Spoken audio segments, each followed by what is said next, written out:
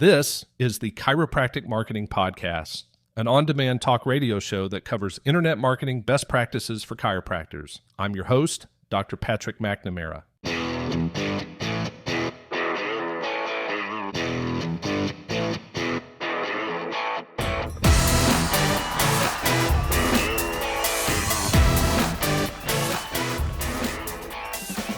Welcome, everyone, to episode number 48 of the Chiropractic Marketing Podcast. I'm your host, Dr. Patrick McNamara, and today we're diving into the fourth and final episode of our Advanced Conversion Strategies series. I had originally planned to discuss phone systems today, but I realized that topic is more about internal operations, which are often unique to each clinic depending on their training or consulting firm. Instead, I want to redirect our conversation toward external marketing strategies that truly move the needle for your practice. Today, we're focusing on email automation that converts form submissions into patients, how to systematically nurture leads through strategic email sequences, what to send them to build trust and demonstrate value, and how to turn email subscribers into scheduled appointments.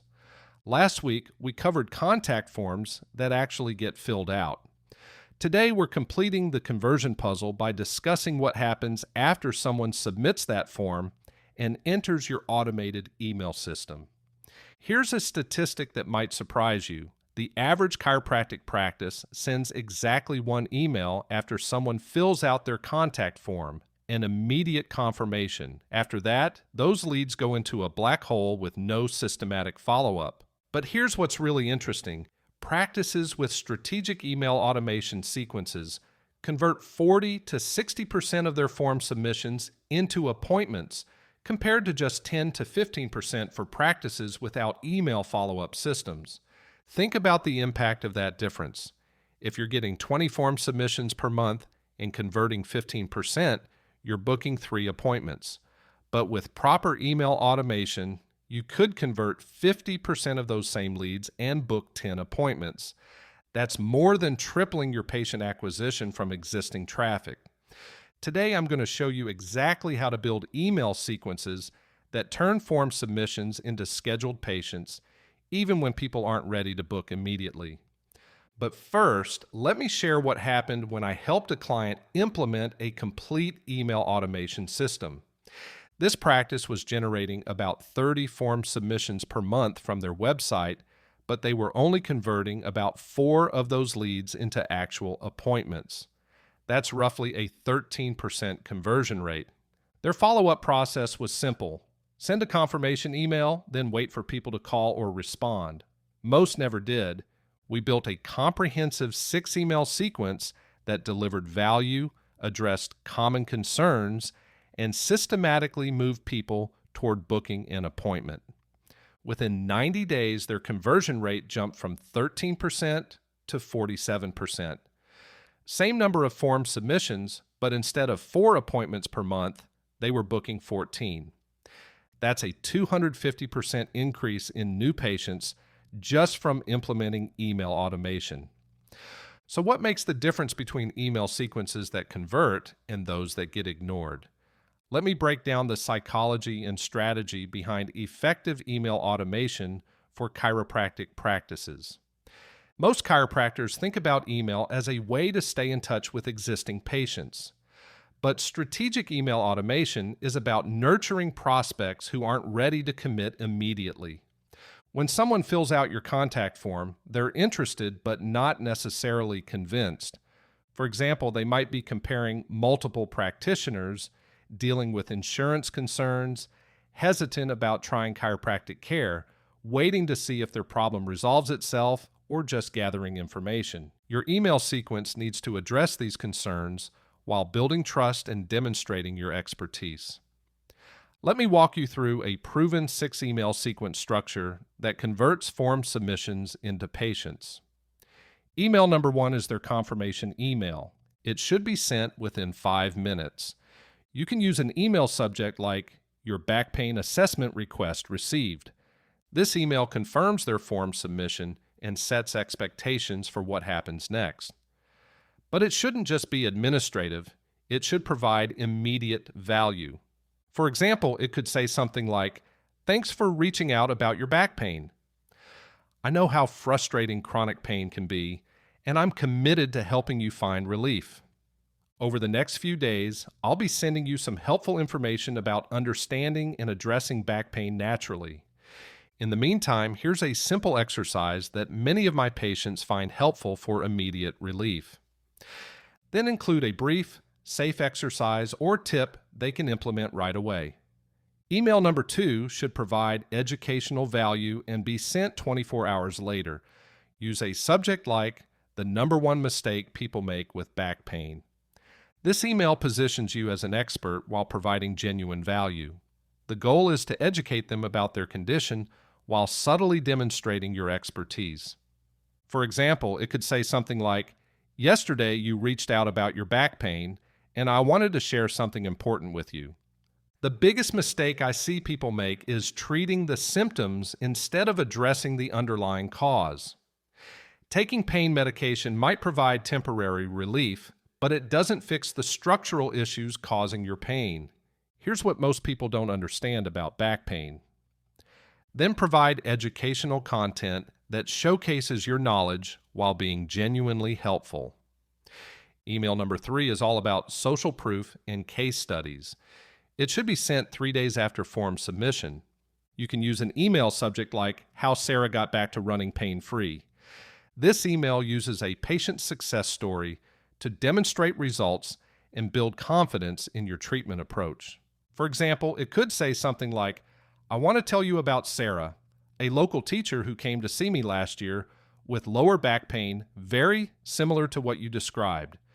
She'd been dealing with pain for 8 months and was worried she'd never be able to enjoy running again. Like many people, she'd tried pain medication and physical therapy without lasting results. Here's what we discovered during her evaluation and how we got her back to pain-free running." Then tell a complete story with specific details about the problem, treatment approach, and outcome. Email number 4 should address common concerns and be sent 5 days after form submission. You can use an email subject like, "Is chiropractic treatment safe? Your questions answered." This email proactively addresses common objections and concerns people have about chiropractic care. For example, it could say something like, "After helping thousands of patients over the years, I know you might have some questions or concerns about chiropractic treatment. Let me address the most common questions I hear. Is it safe? Will it hurt? How long will it take? Will insurance cover it? Here are the honest answers." Then provide straightforward, reassuring answers that build confidence. Email number 5 should elicit a call to action and be sent 7 days after form submission. You can use an email subject like, "Ready to get your life back?" This email includes a stronger call to action while creating urgency around taking action. For example, it could say something like, "It's been a week since you reached out about your back pain, and I hope the information I've shared has been helpful. Here's what I know. Back pain rarely improves on its own. In fact, waiting often makes the underlying problems worse and more difficult to treat. If you're tired of living with pain and ready to address the real cause of your problem, I'd like to invite you to schedule your comprehensive evaluation. This week, I have a couple of spots available." Then include a clear call to action with specific appointment options. Email number 6 provides a final touch and should be sent 14 days after form submission. You can use an email subject like, "Before I say goodbye." This is your final attempt to convert this lead with a last chance offer or alternative engagement option. For example, it could say something like, "I realize you might not be ready to schedule an appointment right now, and that's okay. Everyone's timing is different. But I don't want to lose touch completely because I know how much chronic pain can impact your quality of life. If you're not ready to schedule yet, I'd like to offer you my free guide, 7 Simple Exercises to Reduce Back Pain at Home. And if you ever have questions or decide you're ready to address your pain problem, I'm here to help." Now, once you've got that basic 6 email sequence working, there are some advanced strategies that can really boost your conversion rates even higher. First, let's talk about segmentation by condition. Here's the thing. Someone with headaches has completely different concerns than someone with back pain or auto accident injuries. So why would you send them the same emails? I recommend creating separate email sequences for your main conditions. So you'd have one sequence for back pain, another for neck pain and headaches, maybe one specifically for auto accident injuries, one for sports injuries, and a general wellness sequence. This way, every email speaks directly to their specific situation. Next, you want to set up behavioral triggers. This is where email automation gets really smart. You can trigger different emails based on what people actually do. Maybe they opened your emails but didn't click on anything. That tells you they're engaged but not quite ready yet. Or maybe they clicked through to your scheduling page but didn't book. That's a much warmer lead who just needs a little more encouragement. Or, here's a big one. They visited your website multiple times since filling out the form. That person is clearly interested and probably just needs the right nudge. Then there are re-engagement campaigns. Not everyone's going to convert from your initial 6 email sequence, and that's okay. But that doesn't mean you should give up on them. I like to set up longer-term nurture campaigns that continue providing value over months with periodic opportunities to schedule. Maybe once a month you send them a helpful tip or interesting case study, along with a gentle reminder that you're there when they're ready. Don't forget about seasonal and timely content. This is something most practices miss, but it can be really effective. Think about it. Sports injuries happen more in spring and summer when people are more active. Holiday stress and pain is real. People's necks and backs get tight during busy holiday seasons. New Year is perfect timing to reach out to people who've been putting off addressing their pain. And back to school time creates a lot of neck and back problems from all those hours hunched over desks and computers. Now, let's talk about the technical side for a minute. Your emails actually need to reach people's inboxes, which means you can't just send them from your regular Gmail account. You need a professional email platform, something like Drip, ConvertKit, or ActiveCampaign. These platforms have the proper authentication and sender reputation to ensure your emails don't end up in spam folders. And here's something crucial. Your emails must be mobile friendly. Most people check email on their phones, so if your emails look terrible on mobile, you're going to lose people. As for measuring performance, you need to track the right metrics. I'm always looking at open rates for each email in the sequence. If one email consistently has low open rates, maybe the subject line needs work. Click-through rates tell you which content resonates most with people, but the most important metric is your overall sequence-to-appointment conversion rate. That's what really matters for your practice growth. Finally, email automation works best when it's integrated with everything else you're doing. Your CRM should track where people are in your email sequences. Your website should trigger different emails based on pages people visit. Your landing pages should feed seamlessly into your email automation. When all these systems work together, that's when you really see the magic happen. Now that I've walked you through some advanced strategies, let me share the biggest mistakes I see practices make with email automation. Because if you can avoid these, you're already ahead of most of your competition. The first big mistake is being too salesy too soon. I see practices that lead with scheduling in every single email. Don't do that. You need to build value and trust first, then ask for the appointment. People can smell a sales pitch from a mile away, especially when they're dealing with health issues. The second mistake is sending generic, non-specific content. Your emails should be tailored to the specific condition and concerns of your audience. If someone filled out a form about back pain, don't send them generic chiropractic information. Talk specifically about back pain solutions. Third mistake, inconsistent sending. I've seen practices send 3 emails in 1 week, then nothing for a month, then suddenly blast out 5 emails in 2 days. Don't do that. Have a systematic schedule that people can rely on. Consistency builds trust. Fourth, no clear next steps. Every email should have a clear, specific action you want the reader to take. Don't just end with, "Let me know if you have questions." Tell them exactly what to do next. And fifth, this is a big one, forgetting about mobile optimization. Over 60% of emails are opened on mobile devices. If your emails look terrible on phones, you're losing more than half your audience. With that said, email automation should be part of a broader follow-up system. You can also set up retargeting ads to people who submitted forms but haven't scheduled yet. Those ads follow them around the internet and keep your practice top of mind. SMS follow-up works great for high-priority leads. Sometimes a simple text gets a faster response than email.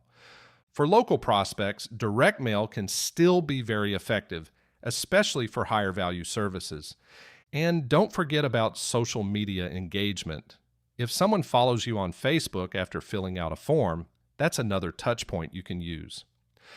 Now, let's briefly touch on a few other things, like advanced personalization. Here's where you can really make your email shine. Use the information from their contact form to personalize everything.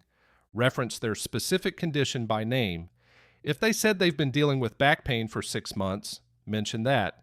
Address their stated goals or concerns directly, and obviously use their name throughout the sequence. This isn't rocket science, but it makes a huge difference in how people respond. Next, make sure you test and optimize your sequences consistently. You should continuously improve your email sequences by testing different elements. Try different subject lines. Sometimes changing one word can double your open rates. Test different sending times. Maybe your audience responds better to emails at 2 p.m. than 9 a.m. Try different content approaches, different call to action placement, even different timing between emails. Small changes can have big impacts. To get started, here's what I want you to do this week. First, audit your current email follow-up. What are you actually sending now? Be honest about it. Second, map out your 6-email welcome sequence using the framework I provided today. Third, if you don't have an email automation platform, choose one and get it set up. Fourth, write your first 3 emails, focusing on providing value before trying to sell anything. And fifth, set up basic tracking so you can measure how well your emails are performing. Remember, email automation allows you to nurture dozens of prospects simultaneously while you focus on treating patients. It's like having a dedicated follow-up person working 24/7 to convert leads into appointments, except this person never gets tired, never forgets to follow up, and works for a fraction of what you'd pay a staff member. Here's the reality. Most people need multiple touch points before they're ready to commit to healthcare treatment. Email automation ensures that every lead gets consistent, valuable follow-up, regardless of how busy your practice gets. This systematic approach means you never lose a potential patient simply because you forgot to follow up or got too busy with existing patients.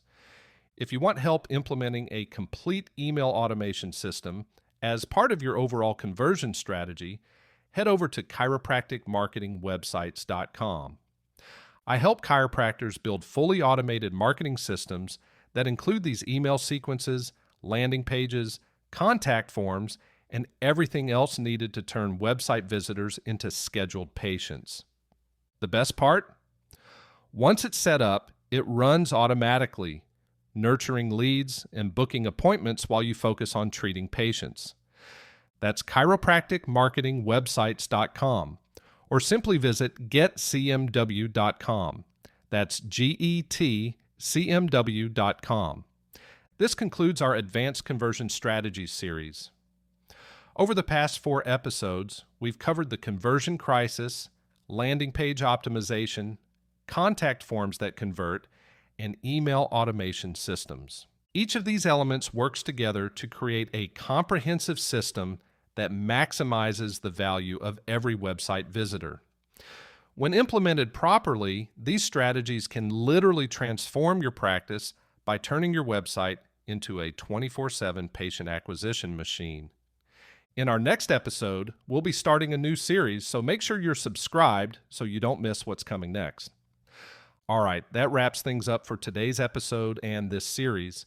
Thanks for tuning in to the Chiropractic Marketing Podcast. Before you go, remember to subscribe to my podcast on your favorite platform. Whether it's Apple Podcasts, Audible, YouTube Podcasts, Spotify, or others, I've got you covered. If you need to see a full list of supported platforms, simply visit chiropracticmarketingpodcast.com. Last but certainly not least, I'd love to hear your thoughts on Apple Podcasts. Your reviews not only help build awareness of what I'm talking about, but also give me a good indication of how I'm doing. Be nice, be fair, but definitely be honest. I would greatly appreciate it, and so will future listeners. Thanks for listening, and I'll catch you next time.